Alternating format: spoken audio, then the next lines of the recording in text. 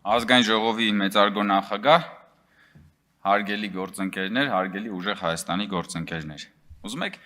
կռահում եք, որ ես կարամ հիմա մի հատ անուն ազգանուն տամ եւ դուք խառնվեք իրար։ Հիմա կարաք չմտածեք այդ անուն ազգանունի մասին։ Հիմա կարաք լմի մտածեք այն անուն ազգանունը, որը չեք ուզում լսեք։ Չեք կարա չմտածեք։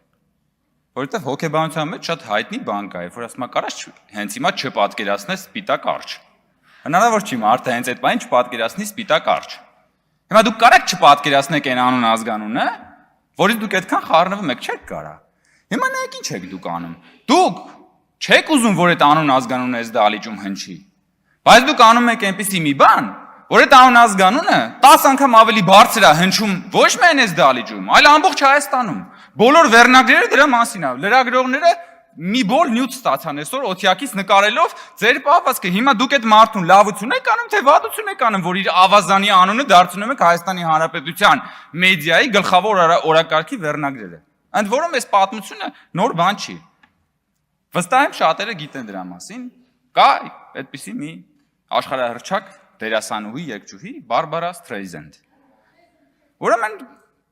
գրականության մեջ գոյություն ունի Բարբարա Սթրեյզենդի էֆեկտ հասկացությունը։ Ինչի մասին է դա։ Ժամանակին մի լուսանկարիչ լրագրող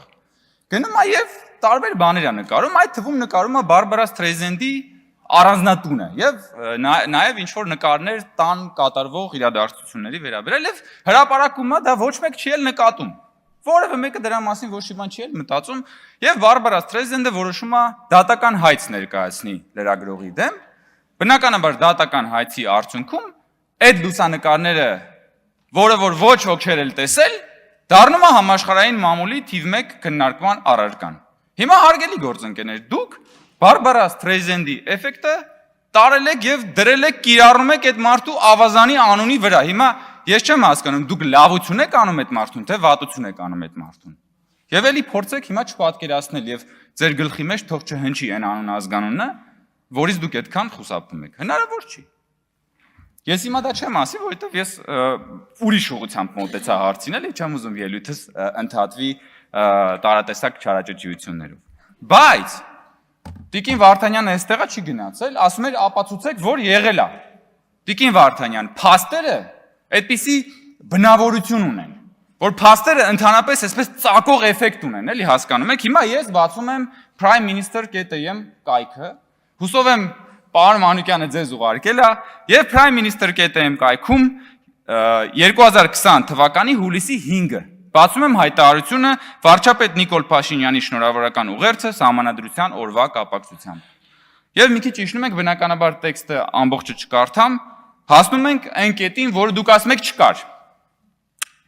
Ու չնայած իմ դիրքորոշումը եղել է այն, որ Սահմանադրության հաճախակի փոփոխությունները անհարկի սթրեսի են ենթարկում պետական համակարգը, Սահմանադրությանն անընդհատ փոփոխությունները բերում են անորոշությունների, նախորդ պարբերության մեջ նշված հանգամանքների գիտակցումը ինձ բերել է այն եզրակացության, որ մեր երկրին հարկավոր է նոր սահմանադրություն։ Տիկին Վարդանյան եւ հարգելի գործընկերներ, որը քաղաքացիների կամքի վրա հենված, քաղաքացիների կամքից բխող պետական կարգ կհաստատի Հայաստանում։ Նոր սահմանադրություն, որը քաղաքացիների կամքի վրա հենված կլինի, ոչ թե Ալիևի կամքի վրա, ինչպես որ դուք փորձում եք ներկայացնել ժողովուրդ։ Եվ որ դուք Ալիևի մասին եւ տարատեսակ մանտրաներով փորձում եք Հայաստանի Հանրապետության քաղաքական օրակարգը տանել լրիվ ուրիշ տեղ, հետո հայտնվում են այսպիսի փաստեր, Տիկին Վարդանյան, որոնց դեմ դուք հայտնվում եք անհարմար իրավիճակում։ Ընդ որում Ալիևի վերաբերյալ անընդհատ այս մանտրան, որ դուք կրկնում եք, ես անկախ ինձանից հիշում եմ դեռևս ոչ վաղ անցյալում իմ եւ պարոն Վարդևանյանի մեկ այլ բան, երկխոսություն էս դալիճում, պարզապես պարոն Վարդևանյանն այնտեղ այն ժամանակ Հայաստան դաշինքում էր, եւ պարոն Վարդևանյանը, եթե ճիշտ եմ հիշում, մի այսպիսի արտահայտություն արեց, էլի Ալիևի թեման էիք բերել, ասում էր Ալիևը Քոչարյանին իր երազներում է տեսնում վախենալով, բան։ Ես էլ եք ասի, պարոն Վարդևանյան, իսկ ով է Ալիևի երազները ձեզ պատմել։ Ու պարոն Վարդևանյանը միջև մը չի ասել դա։ Միջև հիմա չի ասել Ալիևի երազները ձեզով է պատմում, ոնց եք երազներ պատմում իրար, ինչ հանգամանքներում, ինչեր եք պատմում, կարող է պարզվի այդ 300,000 ադրբեջանցիների բաներ, թեզերն են ձեզ ինչ որ մեկը պատմել երազներում իրականության մեջ եւ այլն, բայց փաստորեն չեք փոխվում, որովհետեւ ձեր բանը քաղաքական նարատիվը ուղղակի բանի մեջ է հայտնվել, ժողովուրդ, տուպիկի մեջ է հայտնվել, նոր ասելիք չունեք։ Բայց ես ուզում եմ վերադառնալ պարոն Կարապետյանի, Նարեկ Կարապետյանի օրերս այստեղ ունեցած ելույթում, նա խոսում էր Հայաստանի Հանրապետության, սուվերեն Հայաստանի Հանրապետության, նաև խոսում էր պատմական Հայաստանի մասին, խոսում էր պատմական հիշողության մասին։ Պարոն Կարապետյան, տեսեք, մեր գլխավոր գաղափարական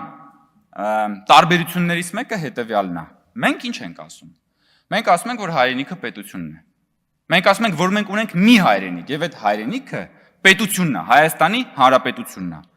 Եվ դրանից բխեցնում ենք իրական Հայաստանի գաղափարախոսությունը, որը պիտի ունենա սահմանազատված սահման, որը իրական է, 29743 քառակուսի կիլոմետր է,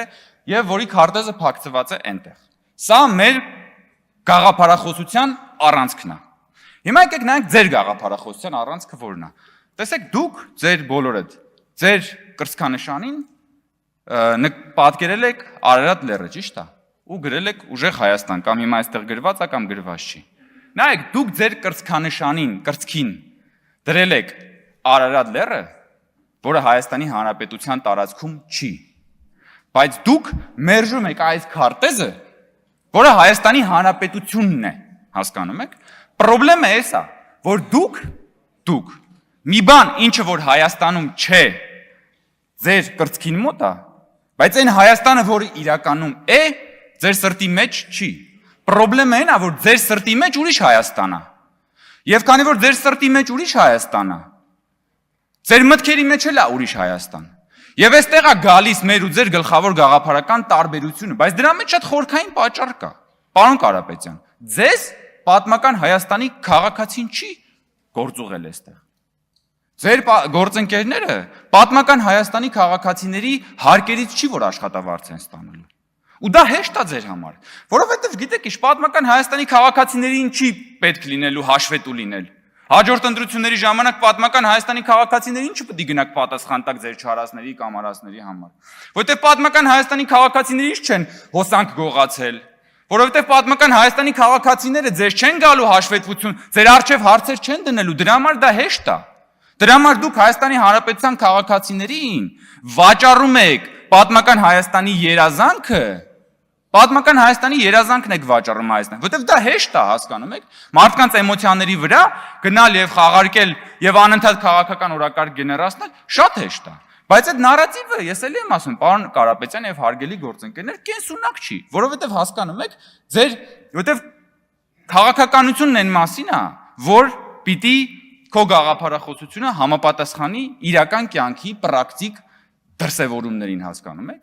Դուք ոնց որ ասենք, դուք պատմական Հայաստանի նավիգատորով գնաք եւ փորձեք ուղևորվել բան, ասենք հիմա կարեք օրինակ տաքսի կանչեք, պարոն Կարապետյան, չնայած ես վստահ եմ դուք երբեք տաքսի չեք նստել, բայց ասենք տաքսի կանչեք, նստեք, ասեք քշի դե այդ parza դե քաղաքական տեխնոլոգիաների բանով, ես նկատի ունեմ իրական։ Լավ, ասենք, խնդրում եմ մի հատ այսօր տաքսի կանչեք, իջեք նստեք, ասեք բարև ձեզ, քշի Արարատ, լեռ, քշի բան, Էրզրում, քշի, մի րոպե, քշի Էրզրում, չէ, բայց որ հետախուզման տակ չլինեի, կարող է տաքսիստը քշեր Էրզրում, կարար, տաքսիստը, ասենք դու մտնում ես, Yandex կամ ինչ որ մեկ այլ գալիս է, Նարեկ Կարապետյանը նստում է, բանը, տաքսիստն ասում է ուր են գնում, ասում է Էրզրում, դու պատկերացնում ես, ես հասկանում եք, ես կարող եմ տաքսի կանչել, նստել այդ տաքսին եւ այս տարածքում ներառված ցանկացած կետ ասել գնա։ Դուք չեք կարա դա ասեք, որովհետեւ ձեր սոֆթը, պարոն Կարապետյան, պրոբլեմն այն է, որ ձեր սոֆթը ուրիշ սոֆթ է։ Մի 4, 5, 6, 700 տարի առաջվա սոֆթ է, հասկանում եք։ Ձեր սոֆթը հին է, հասկանում եք, պարոն Կարապետյան, պրոբլեմն է դա, որ դուք ձեր iPhone 17-ներով եկել եք, բայց ասենք iPhone 4, 5-ի սոֆթով ուզում եք sense բուքսավատ անել, ասենք, ու մեր ժողովրդին էլ մտցնում եք այդ բուքսավատի մեջ։ Պրոբլեմն է դա, դուք այս աշխարհի ժամանակակից աշխարհի մեջ եկել եք, ուզում եք բան, ասենք, նավատորմով գնալ եւ հասնել չգիտեմ ուր։ Ես դրա համար բանը գործընկերներին չեմ ուզում հիշեցնեմ քաղաքական հայդուկության եւ մնացած բոլոր բաները, պատմությունները մենք այստեղ շատ հետաքրքիր զրույցներ ենք այդ մասին ունեցել։ Բայց դա էլ է քաղաքական հայդուկությանը մի դրսևորում է, որովհետեւ չի կարելի գալ եւ հասնել լուսավորյալ 21-րդ դար, լուսավորյալ 21-րդ դար, ընդ որում ասցի լուսավորյալ հիշեցի փաստորեն լուսավորիչի մասով պարոն Կարապետյան, դուք ասում եք, որ դե լուսավորիչն էլ է զավակ ունեցել։ Փաստորեն դուք հաստատեցիք զավակ ունենալու փաստը այն մարդու ում անունը չեք ուզում որ ես տամ, բայց դուք անպայման հենց հիմա այդ անունը ձեր մտքում կրկնվում է եւ կրկնվելու է։ Այս պահին այսքանը։ Դե գնացեք, եթե Yandex-ը տանում է, հələ մենա կանչեք, նստեք ու գնացեք։ Այ հեսա ժողովուրդ ջան, այս դրա մասին եմ խոսում, որ դուք դեգերում եք անորոշության բաների մեջ, թմբիրի մեջ։ Շնորհակալություն։